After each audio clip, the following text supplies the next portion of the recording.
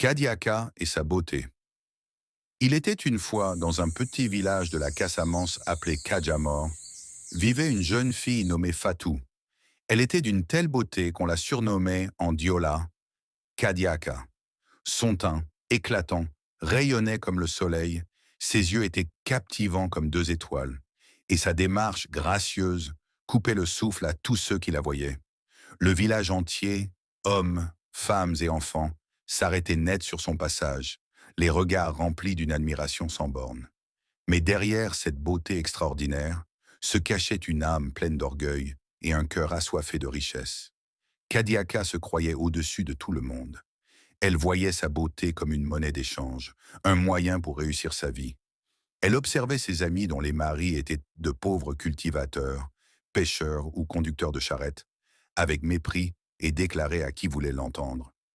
Moi, Kadiaka, la plus belle de Kadjamor, je n'épouserai jamais un pauvre pêcheur ni un cultivateur. Un jour, alors que ses amis travaillaient dur, les pieds dans la boue et le dos courbé pour planter le riz, Kadiaka restait sur le chemin sec, bien droite dans ses beaux habits propres. Elle regardait ses amis travailler comme on regarde de petites fourmis qui s'agitent par terre. Elle se sentait bien plus importante qu'elle. Soudain, elle croisa les bras et s'écria très fort pour que tout le monde l'entende. Regardez-vous, pauvre femme de paysan, vos mains sont toutes sales pour quelques grains de riz, et vous passez vos journées dans la boue. Moi, je ne suis pas faite pour ce travail. Mon mari sera l'homme le plus riche et le plus puissant de tous les villages. Je vivrai comme une reine, loin de vos champs. Kadiaka ne jugeait les hommes qu'à leur richesse et méprisait ceux qui travaillaient de leurs mains. Un matin, Modou, le meilleur pêcheur du village, vint la voir. Son panier débordait de poissons frais qui scintillaient sous les rayons du soleil. Avec humilité et sincérité, il lui dit « Kadiaka, accepte de devenir mon épouse. Je travaillerai chaque jour pour toi et je partagerai tout ce que le fleuve m'offre. » Mais Kadiaka le regarda de haut et répondit avec dédain. Tss, tu sens le poisson et la vase du fleuve. Tes mains sont rugueuses et abîmées par tes filets. Tu crois vraiment qu'une beauté comme moi va passer sa vie à écailler des poissons? Va-t'en, tu es trop pauvre pour moi. Le cœur lourd, Modou s'en alla sans un mot. Quelques jours plus tard, Moussa, l'agriculteur courageux, arriva avec des paniers de vivres. Kadiaka, mes champs sont fertiles. Avec moi, tu ne manqueras jamais de nourriture et tu vivras dans l'abondance. Kadiaka éclata d'un rire cruel. Travailler la terre toute la journée comme toi? Attendre la pluie et salir mes pieds? Jamais. Tes mains sentent la boue, Moussa. Je mérite un palais, pas un champ. Hors de ma vue. Moussa baissa la tête et repartit en silence. Enfin, Kémo, le chasseur intrépide, se présenta. Il déposa devant elle une biche qu'il avait lui-même capturée. Kadiaka, je suis fort et courageux. Je peux te protéger de tous les dangers de la forêt. Sans même regarder le cadeau, Kadiaka croisa les bras. Un chasseur? Quelle folie! Si une bête te dévore, je finirai seule. Tu vis dans la brousse comme un sauvage. Moi, je veux de l'or et des bijoux, pas des poils de bête. Pars d'ici. Ainsi tous les prétendants, même les plus sincères, étaient repoussés avec une froideur qui leur laissait un goût de cendre. L'écho de cette vanité arriva jusqu'à un esprit maléfique de la forêt, dont l'oreille elle était toujours tendue vers les faiblesses des humains. Intrigué par tant d'orgueil, l'esprit décide de lui donner une leçon. Par sa magie, il se transforma en un roi fabuleusement riche. Le lendemain, à l'aube, un spectacle irréel déchira le silence de Kajamor. Une caravane éblouissante traversa le village et se dirigea vers la maison de Kadiaka.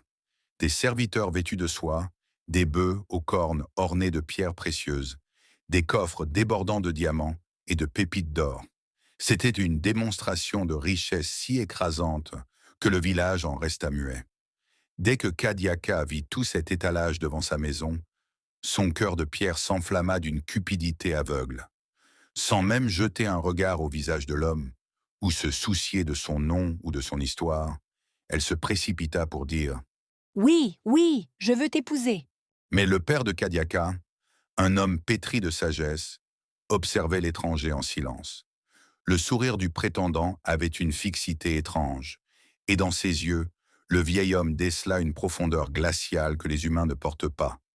Un frisson lui courut le long de l'échine. « Ma fille », murmura-t-il, l'âme lourde. Quelque chose dans cet homme me glace le sang. Il porte une opulence qui n'est pas de ce monde. Je t'en prie, refuse cette demande.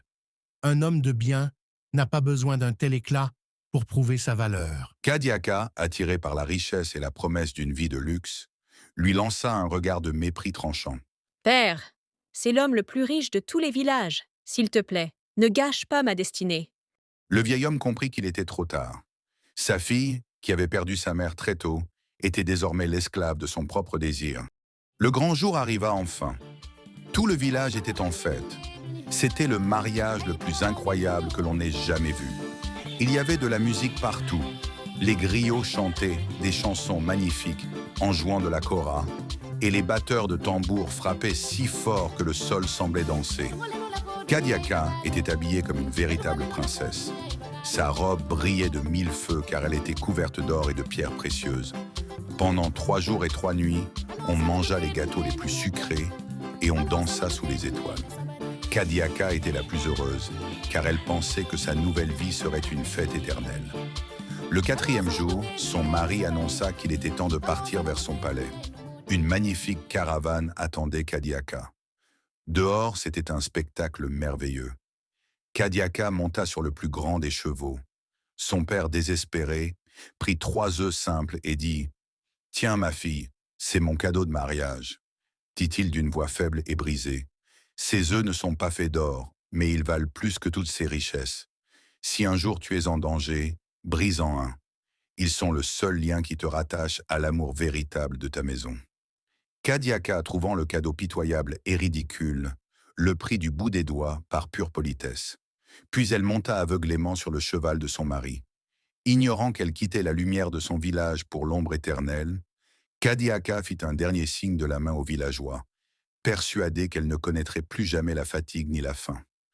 Ainsi, ils s'enfoncèrent dans la forêt profonde sous le poids des regards insondables des villageois.